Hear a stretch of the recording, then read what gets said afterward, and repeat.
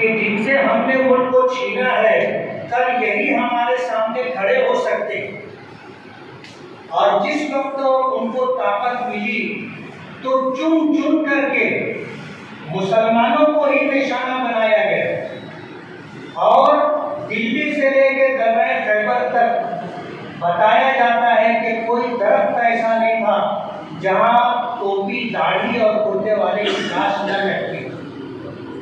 इस मुल्क की आज़ादी के लिए हमने ही जद्दोजहद की थी, हमारे आबाओ अजदाद ने ही आगाज किया था, और सबसे ज्यादा कुर्बानी हमने ही दी है। जब वो मोड़ आया कि हमें इस बात का एहसास हुआ कि ये मार्का हम तने तनहा नहीं सर कर सकते, तो हमने बिरादराने वतन को साथ दिया और इस मुल्क को हमने आज़ाद करवाया। मुल्क आज़ाद हुआ। मैं जो बात कहना चाहता हूँ, शायद आप इत्तेफाक करें या ना करें, लेकिन ये मेरा अपना ज़ाती एहसास है कि जिन लोगों ने इस मुल्क को आज़ाद करवाया था वो हमारे उलमा थे, हमारे दीनी कायदीन थे, जिन्होंने जंग आज़ादी में बिल्कुल आगे रह करके ये जंग लड़ी थी। उन उलमाए किराम को बेवजन करने के लिए, उन उलमाए किराम की कुर्बानियों को फरामोश करने के लिए जद्दोजहद और कोशिश की गई, और यही वजह है कि उसका एक असर ये है कि अगर कोई मुझ जैसा शख्स अगर सियासत में आता है तो ऐसे लोग जो नमाज नहीं पढ़ते, जो रोजा नहीं रखते, जो तोड़ीबाजी करते हैं, जो कौम मिल्लत का सौदा करते हैं, ऐसे लोग कहते हैं तो उनको कहाँ सियासी शोर। ये मौलाना लोगों को समझता क्या है? इस मुल्क की आज़ादी के बाद हमारे उलमा न जाने किस जज्बे के पेश नज़र उन्होंने सियासी मैदान छोड़ दिया, वापस मदरसों में चले गए, मस्जिदों में और खानकाहों में चले गए, और ये मैदान दूसरों के लिए खाली कर दिया। और आज उस वक्त से लेकर हम लोग उन्हीं लोगों के पीछे चल रहे हैं। हमारे उलमा उस वक्त मैदान छोड़ करके चले गए, उसकी वजह से जो सियासी बहरान पैदा हुआ है, हो सकता है आप मेरी बात से इत्तेफाक न करें, अगर वो मैदान में रहते और सियासत में रह करके अपनी जिम्मेदारियां पूरी करते तो शायद इतना बुरा दिन हमको नहीं देखना पड़ता। उन्होंने मैदान छोड़ दिया, पूरे मुल्क के मुसलमानों का मिजाज बन गया कि ये हमारा काम नहीं। अगर कोई आलिम मैदान में आता है, कोई दीनदार शख्स मैदान में आता है, लोग उसका मजाक उड़ाते, ठट्टा बनाते। इनको क्या समझता है, इनको क्या सियासी शऊर है? और ये समझा करके कहा जाता है कि मौलाना साहब, इमाम साहब, ये अपना काम नहीं है। जाहिर बात है ये सोच इसलिए बन गई कि मुल्क की आज़ादी के मौके पर जो हमारे उलमा व काबिरीन थे उन्होंने ये मैदान छोड़ दिए, और ये समझा जाने लगा कि सियासत जो है इंतहाई गंदी चीज है, कोई दीनदार आदमी ये काम नहीं कर सकता। जबकि इस्लाम में सियासत का अपना एक मकाम है। अल्लाह के रसूल सल्लल्लाहु अलैहि वसल्लम हिजरत करके मक्का से मदीना गए, इस्लामी हुकूमत की बुनियाद डाली। उसका सरबराह आला कौन था? खुद नबी करीम सल्लल्लाहु अलैहि वसल्लम थे। आपके बाद खुलफाए अरबआ ने ये जिम्मेदारी पूरी की, वो हमारे सियासी कायद और रहनुमा थे। लेकिन आज हम मुसलमानों की सोच ये है कि ये उलमा का काम नहीं है, ये दीनदारों का काम नहीं है। हमें समझाया जाता है और ये बताया जाता है कि इस फील्ड में आकर के शहर एक अच्छे आलिम से महरूम हो गए। ये जुमला कहा जाता है। ये मेरा दर्द दिल है जो मैं कह रहा हूँ। आज मैं नसीब से MLA हूँ, ये मेरा दूसरा टर्म है, और जिस तरह की जद्दोजहद और कोशिश करनी चाहिए मैं ईमानदारी से करने की कोशिश कर रहा हूँ। मैं पहली मर्तबा एक गैर मारूफ सियासी पार्टी से चुन के आया था, दूसरी मर्तबा मैं AIMI से चुन करके आया। मौलाना उमर महमूद रहमानी साहब ने जो बात कही मैं उसकी 100% तारीफ करता हूँ और उसी बात को मैं आगे बढ़ाना चाहूँगा कि कायद पैदा नहीं होते, कायद बनाए जाते। आज मुसीबत हम लोगों की ये है कि हम ये समझते हैं कि पूरे मुल्क में तने तनहा ईमानदार मैं, बाकी सारे मुसलमान बेईमान हैं। ये सोच है। जैसे उन्होंने कहा कि हमारी हरकतों का और जिम्मेदारियों का आगाज होता है बदगुमानी से और खत्म होते हैं हम जाकर बदजुबानी पर। बदगुमानी से हमारी शुरुआत होती है और बदजुबानी पर जाकर के हम अपना एंड करते हैं। जाहिर बात है दूसरी कौमों के पास जो कायदीन है जिनको वो अपना रहनुमा मानते हैं, मैं आपसे पूछना चाहूँगा क्या वो ऐब से पाक है?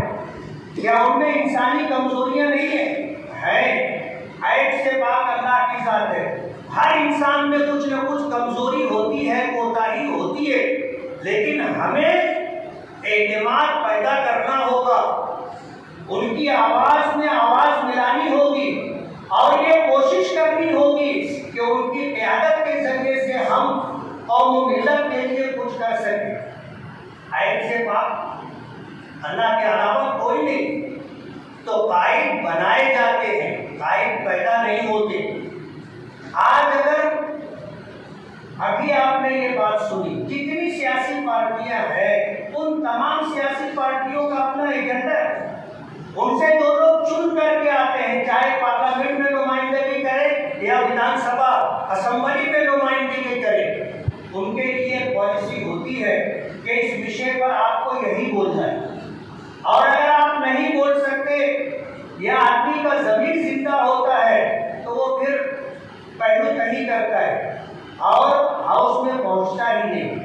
जाहिर बात है वो अपने ज़मीर के खिलाफ किस तरह की बात रखेगा। उसे कहना पड़ता है कि मैं आ रहा था, ट्रैफिक बहुत ज़्यादा था, रास्ते में गाड़ी फंस गई थी।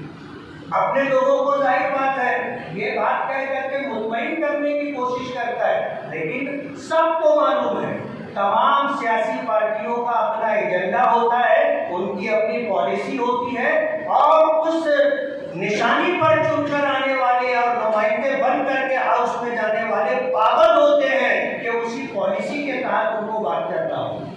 अपनी बात अगर करते हैं तो उनको साइड लाइन कर दिया जाता है, बेवजन करने की कोशिश की जाती है। तो पहली बात ये कि कायद पैदा नहीं होते, कायद बनाए जाते। और जाहिर बात है कि मुल्क की आज़ादी के बाद से जो सूरत हाल है आपको पता है, मुसलमानों को सियासी तौर पर बेवजन करने के लिए हल्के ऐसे बनाए जाते हैं कि मुसलमानों की वोट तकसीम हो जाए और मुसलमान इकट्ठा होकर के अपना कोई सियासी वजन बना करके किसी नुमाइंदे को चुन ले, ऐसी पोजीशन मुसलमानों की ना रहे, इस बात की कोशिश की जाती है। उसी के साथ नई नई हल्काबंदी वक्तन फवक्तन की जाती है। हमारा ये हल्का जब तक रिजर्वेशन में था धुरिया हमारे साथ नहीं था, लेकिन जब इसे जनरल किया गया तो धुरिया को जो है लोकसभा के तौर पर हमारे साथ जोड़ दिया गया। जाहिर बात है ये एक लंबी प्लानिंग होती है जिसके तहत ये काम किया जाता है और वो इसमें कामयाब है, इसलिए कि वही बरसरे इक़्तिदार हैं, वही बाइख्तियार हैं, वो जो चाहते हैं वो करते हैं। लेकिन इसके बाद भी मायूसी नहीं है। RSS और उससे जुड़ी तमाम तंजीमों ने, उनके सियासी विंग ने भागलपुर फसाद के बाद अपना एक प्लान बनाया था कि इस मुल्क में मुसलमानों की वोट के बगैर हमें अपना इक़्तिदार बनाना है, कायम करना है। और आपने देखा होगा कि 2014 से लेकर के आज तक जो सूरत हाल है, उन्होंने ये तय कर लिया था कि हमको मुस्लिम वोट नहीं चाहिए।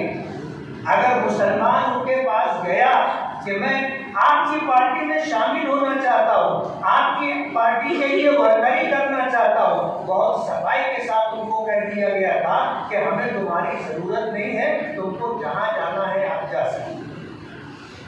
और उन्होंने वो अपने प्रोग्राम में कामयाब रहे। 2014 में चुन करके आए, 19 में चुन करके आए, लेकिन कर्नाटक के इलेक्शन ने उन्हें ये एहसास दिला दिया कि अगर उलमा मुत्तहिद हो गए और उन्होंने तय कर लिया कि हमें क्या करना है, तो हालात बदल सकते हैं। आज वो भी मुसलमानों के वोट के लिए जद्दोजहद और कोशिश करने लगे, जिनकी चाहत ये थी, जिनका प्रोग्राम और प्लानिंग ये थी कि हमको मुसलमानों के वोट की जरूरत नहीं है, हम उनके वोट के बगैर इख्तियार तक जाना चाहते हैं, आज मजबूर हो गए। तो हिंदुस्तान में हम 22 करोड़ कहो, 23 करोड़ कहो, 25 करोड़ कहो, हम जो है अपनी एक हैसियत रखते हैं। शर्त ये है कि हम अपना एक प्रोग्राम बनाएं और उस प्रोग्राम पर अमल करें, और कौम मिल्लत के अफराद की जिम्मेदारी है कि वो ऐसे कायदीन पर एतमाद और भरोसा करें। हर एक से आप बदगुमान रहोगे तो कैसे काम चलेगा। आज अब्दुल रहमान साहब आए हैं, उन्होंने एक किताब लिखी है कि मुल्क में मुसलमानों की सियासी बेवजनी, पसमानदगी के असबाब क्या है। उस पर बड़ी जद्दोजहद कहो, इंगरेजी कहो, मुशाहदा कहो, मालूमात और जानकारी इकट्ठा करना कहो, उसके बाद उन्होंने किताब हम लोगों के सामने रख दी।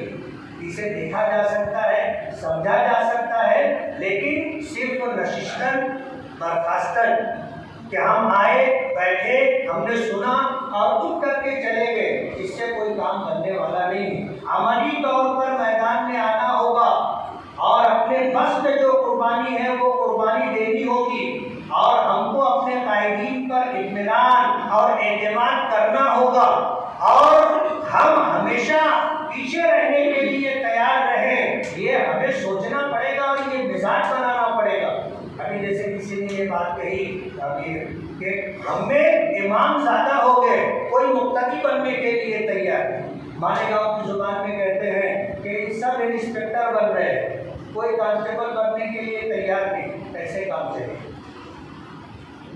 हर आदमी अगर ये चाहेगा कि मैं ही कायद रहूं, और हर आदमी ये चाहेगा कि लोग मेरे ही पीछे चले, मैं खुद किसी के पीछे चलने के लिए तैयार ना रहूं, हालात नहीं बदलेंगे। अल्लाह पाक का इरशाद है कि जब तक तुम अपने आप को नहीं बदलोगे, अल्लाह ताला तुम्हारे हालात नहीं बदलेगा। हमें अपने आप को बदलना पड़ेगा, अपने कायदीन पर एतमाद करना होगा, और हमारी पसमानदगी के बहुत सारे असबाब हैं। मैं वो पहलू जिक्र कर रहा हूँ जो हमसे मुताल्लिक, सामने वाले हमारे साथ क्या कर रहे हैं वो जग जाहिर है, और आज कोई छुपी हुई बात नहीं है। और मेरा तो ऐसा मानना है कि सियासत में कोई बात छुपती भी नहीं है। आप रात के अंधेरे में बस्ती के बाहर कहीं किसी ढाबे पे बैठ करके कौम मिल्लत का अगर सौदा करेंगे, वो भी लोगों के सामने आ जाता है, छुपता नहीं। कुछ वक्त लगता है, कुछ दिन लगते हैं, लेकिन बात छुपती नहीं है, लोगों के सामने आ जाती है। आज हमें जहां अपनी सियासी पसमानदगी दूर करने के लिए एतमाद करना होगा, वही बहैसियत मुसलमान हमें दीन को नजरअंदाज करने वाले लोगों के साथ नहीं जाना होगा। जिसके पास दीन नहीं है और जो अपने रब का वफादार नहीं है, वो कब आपका वफादार हो सकता है? तब आपका वफादार हो सकता है। सहाबा किराम का वो जुमला आप याद कीजिए कि जिनको हमने अपना दीन सौंप दिया है कि हम उनके पीछे नमाज पढ़ने के लिए तैयार हैं, हम उन्हें अपना अमीर बनाने के लिए तैयार है। तो जिनको हमने अपना दीन सुपुर्द कर दिया है, दुनिया सुपुर्द करने में हमें कोई तरद्दुद नहीं। आज हम अपना दीन छोड़ दीजिए, अपनी दुनिया उनके सुपुर्द करते हैं जिनके पास दीन नाम की कोई चीज नहीं है। शाम होती है, वो गिलास में डूब जाते हैं, सूरज इधर डूबता है, ये गिलास में डूब जाते हैं। अगर इस तरह के हालात रहेंगे तो हमारा कहाँ भला होने वाला है। इसलिए ज़रूरत इस बात की है कि हम सियासी शऊर बेदार करें और कौम मिल्लत के लिए कुछ करने का जज्बा रखें, कुर्बानी देने का हौसला रखें। अब्दुर्रहमान साहब जैसे कम लोग आते, हज़ारों साल नरगिस अपनी बेदूरी पे रोती है, बड़ी मुश्किल से होता है चमन में भी दवर पैदा। इकबाल ने तो बहुत पहले कहा था कि कुव्वते फिक्र व अमल पहले फना होती, कुव्वते फिक्र व अमल पहले फना होती है, फिर किसी कौम की शौकत पे सवाल आता है। सवाल ऐसे ही नहीं आता और एकदम नहीं आता, सवाल आने में भी वक्त लगता है। कहते हैं कि मरा हुआ हाथी भी 1.25 लाख का होता है, मरा हुआ हाथी भी 1.25 लाख का होता है। सवाल आहिस्ता आहिस्ता आता है, लेकिन बहरहाल मायूसी नहीं है। जिसको अल्लाह ने ईमान की दौलत दी है वो कभी मायूस नहीं होता। उसका ईमान उसे ये बताता है कि करने वाली ज़ात अल्लाह की है। सबक के दर्जे में हम अपने बस में जो कुछ रखते हैं वो करने के लिए तैयार हो जाए। तो इकबाल ने कहा था कि नहीं मायूस है इकबाल अपनी इश्क मीरा से, जरा ना हो तो ये नहीं बहुत सफेद ऐसा। आज हमें अच्छे लोगों की, बासलाहियत लोगों की कमी नहीं है, बहुत लोग हैं, बहुत लोग हैं। आपको उनको जो है नम मिट्टी की जरूरत है। हम अगर मिट्टी बन करके, नमी बन करके अगर उनके नुमू के लिए कुछ करना चाहे तो इंशाअल्लाह ये जमीन लहलहाएगी और हमें इंशाअल्लाह सुरखुरी और कामयाबी मिलेगी। इसे कहा है ना कि अपने काबे की हिफाजत हमें खुद करनी है, अपने काबे की हिफाजत हमें खुद करनी है। अब अबाबिलों का लश्कर नहीं आने वाला। कुछ समझ कर ही हुआ हो मौजे तूफान का हरी, वरना मैं भी जानता था आफियत साहिल में है और